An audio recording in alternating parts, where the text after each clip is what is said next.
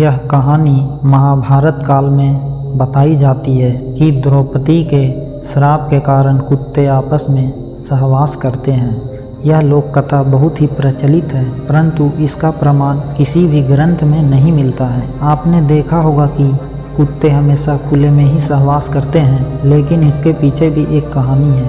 आइए जानते हैं। ये कहानी शुरू हुई थी महाभारत से। जैसा कि आप जानते हैं, द्रौपदी 5 पांडवों की अकेली बीवी थी। 5 पांडव भाइयों ने एक साथ ही द्रौपदी से विवाह रचाया था। इस विवाह के बाद 5 पांडव भाइयों ने निर्धारित किया था कि द्रौपदी प्रत्येक वर्ष एक पांडव के पास रहेगी और उसी के साथ समय व्यतीत करेगी। इनमें ये भी निर्धारित हुआ कि जब द्रौपदी एक पांडव के कक्ष में हो तो उस समय कोई दूसरा पांडव भाई उस कक्ष में प्रवेश नहीं करेगा। यहीं से शुरू हुई कुत्तों को श्राप मिलने की घटना। दरअसल जब द्रौपदी एक पांडव के साथ कक्ष में होती थी तो वो पांडव कक्ष के बाहर अपनी पादुकाएं छोड़ देता था, ताकि दूसरे पांडवों को पता चल जाए कि कक्ष में दूसरा भाई है और उस समय कक्ष में प्रवेश नहीं करना है। लेकिन एक बार जब अर्जुन द्रौपदी के पास कक्ष में आया तो उसने भी अपनी पादुकाएं कक्ष के बाहर छोड़ दी, ताकि दूसरे भाइयों को पता चल सके कि कक्ष में प्रवेश नहीं करना है। इस समय जब कक्ष के अंदर द्रौपदी और अर्जुन प्रेम प्रसंग में लीन थे, तभी एक कुत्ता घूमता घूमता आया और कक्ष के बाहर रखी अर्जुन की पादुकाएं उठाकर पास के जंगल में ले गया और उनके साथ खेलने लगा। इसी दौरान भीम द्रौपदी से मिलने कक्ष में आया और उसने देखा कि कक्ष के बाहर कोई पादुकाएं नहीं हैं, तो उसे लगा कि अंदर कोई नहीं है, तो भीम ने कक्ष में प्रवेश कर लिया। कक्ष में अर्जुन और द्रौपदी प्रेम प्रसंग में लीन थे और भीम के अचानक अंदर आ जाने से द्रौपदी को काफ़ी शर्मिंदगी महसूस हुई। इस घटना से दोनों भाइयों में भी तनाव हो गया और अर्जुन ने भीम को गुस्से में कहा कि जब मैं कक्ष के बाहर अपनी पादुकाएं छोड़कर आया था तो तुमने अंदर प्रवेश क्यों किया? तब भीम बोला कि बाहर तो कोई पादुकाएं नहीं रखी है। तब दोनों भाइयों ने बाहर आकर देखा तो सच में अर्जुन की पादुकाएं वहां से गायब थी। पादुकाएं कौन ले गया, इसकी खोज में दोनों पादुकाएं भाई को ढूंढते ढूंढते पास के जंगल में मिले, जहां उन्होंने देखा कि एक कुत्ता अर्जुन की पादुकाओं के साथ खेल रहा था। जब द्रौपदी को पता चला कि कुत्ते के द्वारा पादुकाएं उठाकर ले जाने के कारण ऐसा हुआ है, तो द्रौपदी ने गुस्से में उस कुत्ते को श्राप दे डाला कि जैसे आज मुझे किसी ने सहवास करते हुए देखा है, वैसे ही सारी दुनिया तुम्हें भी हमेशा सहवास करते देखेगी। इसी श्राप के कारण माना जाता है कि कुत्ते हमेशा खुले में सहवास करते हैं और सहवास करते समय उन्हें कोई लाज शर्म भी नहीं आती। तो आज की कहानी आपको कैसी लगी?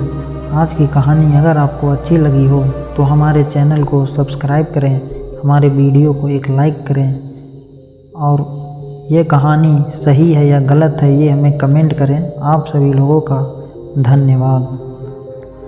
एक राजा की 7 रानियां थीं। प्रथम 6 रानियां अत्यंत अहंकारी थीं। छोटी रानी शांत स्वभाव की थी, इसीलिए राजा छोटी रानी को सबसे अधिक चाहते थे। बहुत दिनों तक राजा की कोई संतान नहीं हुई। उनके बाद इतने बड़े राज्य को कौन संभालेगा, यह सोच सोच कर राजा अत्यंत दुखी रहते थे। कुछ दिनों के बाद छोटी रानी ने गर्भ धारण किया। राजा के हर्ष का ठिकाना ना रहा। राजा ने सारे राज्य में मुनादी करवा दी कि राज भंडार खोल दिया गया है। मनी माणिक्य मिठाई जिसे जो चाहिए जितना चाहे ले जा सकता है। बड़ी रानियां ईर्ष्या से जल भुन गई। राजा ने अपनी एवं छोटी रानी की कमर में सोने की जंजीर बांध दी और कहा, जब बच्चा होगा तब इस जंजीर को हिला देना, मैं आकर बच्चे का मुंह देखूंगा। यह कहकर वे राज दरबार में चले गए। छोटी रानी को बच्चा होगा तो उसके घर में कौन रहेगा, यह प्रश्न उठा। तो बड़ी रानियों ने कहा कि इस कार्य हेतु दासियों की सेवा क्यों ली जाए, यह काम हम लोग ही करेंगे। बड़ी रानियों ने छोटी रानी के कमरे में जाकर जंजीर को हिलाया। राजा दरबार का काम काज छोड़कर ढाक ढोल मणि माणिक की पंडित पुरोहित को साथ लेकर उपस्थित हुआ, पर कुछ भी हुआ न देखकर निराश लौट गया। पुनः राज्यसभा में उनके बैठते न जाने फिर जंजीर को हिलाया गया। राजा पुनः दौड़ कर गए, इस बार भी कुछ नहीं हुआ। गुस्से में राजा ने कहा, जब कुछ हुआ ही नहीं तो जंजीर क्यों हिलाई? मैं सब रानियों को काट कर फेंक दूंगा। यह कहकर वे चले गए। छोटी रानी ने एक एक कर 7 पुत्रों एवं एक पुत्री को जन्म दिया। सारे बच्चे चांद के टुकड़े फूल की कली जैसे लग रहे थे। उनके जन्म लेते ही कमरा प्रकाशित हो उठा। छोटी रानी ने धीरे से पूछा, दीदी कौन सी संतान हुई है? बड़ी रानियों ने छोटी रानी के सामने मुंह बिचकाकर हाथ नचाकर कहा, संतान ना हाथी हुआ है। तुमने तो कुछ चूहों और मेढकों को जन्म दिया है। यह सुनते ही छोटी रानी बेहोश हो गई।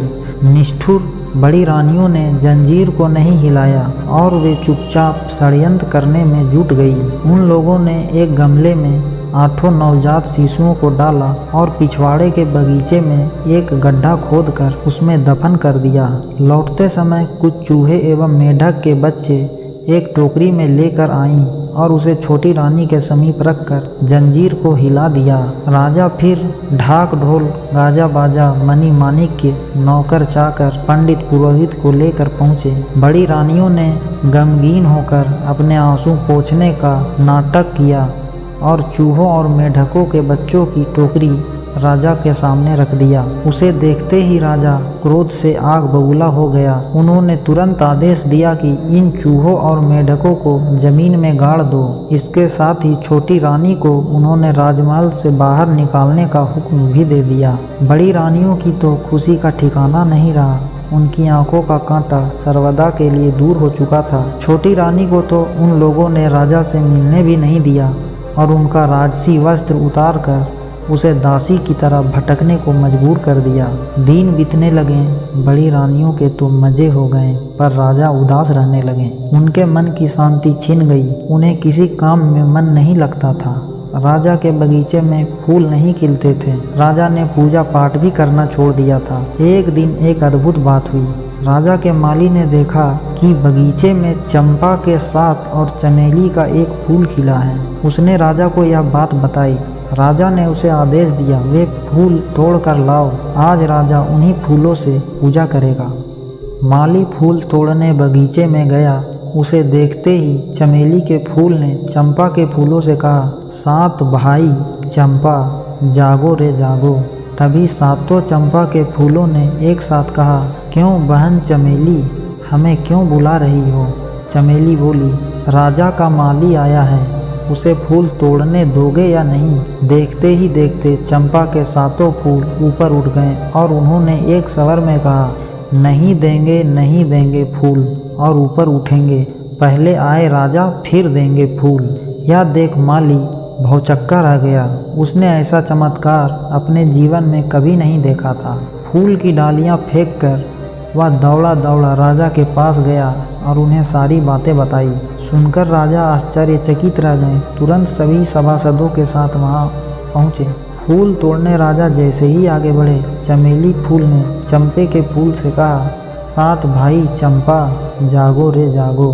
चंपा के फूलों ने पूछा, क्यों बहन, किस लिए बुला रही हो? चमेली बोली, राजा स्वयं आए हैं, उन्हें फूल तोड़ने दोगे या नहीं? चंपा के फूल और ऊपर उठ गए और एक स्वर में बोले, नहीं दूंगा फूल, उठूंगा और ऊपर। पहले राजा की बड़ी रानी आएगी तब दूंगा फूल। यह कहकर चंपा के फूल और ऊपर उठ गए।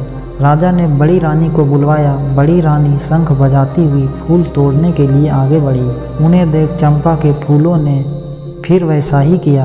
राजा ने इस बार मंझली रानी को बुलवाया। फिर एक एक कर सारी रानियां आई, परंतु फूल ऊपर उठते गए। राजा हताश होकर जमीन पर बैठ गए। तब फूलों ने कहा, नहीं दूंगा फूल, उठूंगा और ऊपर। पहले राजा की छोटी रानी आएगी तब दूंगा फूल। लेकिन छोटी रानी है कहाँ? राजा ने उसकी खोज में नौकरों, रक्षकों और सिपाहियों को राज्य के चारों ओर भेज दिया। सभी ने उसे ढूंढना आरंभ किया। अंत में वह मिल ही गई। उसके कपड़े फटे हुए थे, हाथ पैर काफ़ी गंदे थे, उसकी हालत अत्यंत ही दयनीय थी। उसी हालत में वह फूल तोड़ने के लिए आगे बढ़ी। चमत्कार हो गया, सारे फूल एकाएक नीचे आ गए। चमेली फूल भी उसके साथ नीचे आ गई। चंपा के 7 फूलों से एक एक खूबसूरत राजकुमार और चमेली के फूल से एक अपूर्व सुंदरी राजकुमारी प्रकट हुई। सभी माँ माँ कहकर छोटी रानी से लिपट गए। राजा सब माजरा समझ गए। खुशी से उनकी आंखों से आंसू निकल पड़े। उन्होंने तुरंत सभी बड़ी रानियों को कांटे के ऊपर लिटाकर जमीन में गाड़ देने का आदेश दे दिया एवं छोटी रानी 7 राजकुमार और राजकुमारी के साथ राजभवन में आ गए। राजभवन में आनंद एवं उल्लास छा गया और राजा रानी खुशी खुशी रहने लगे।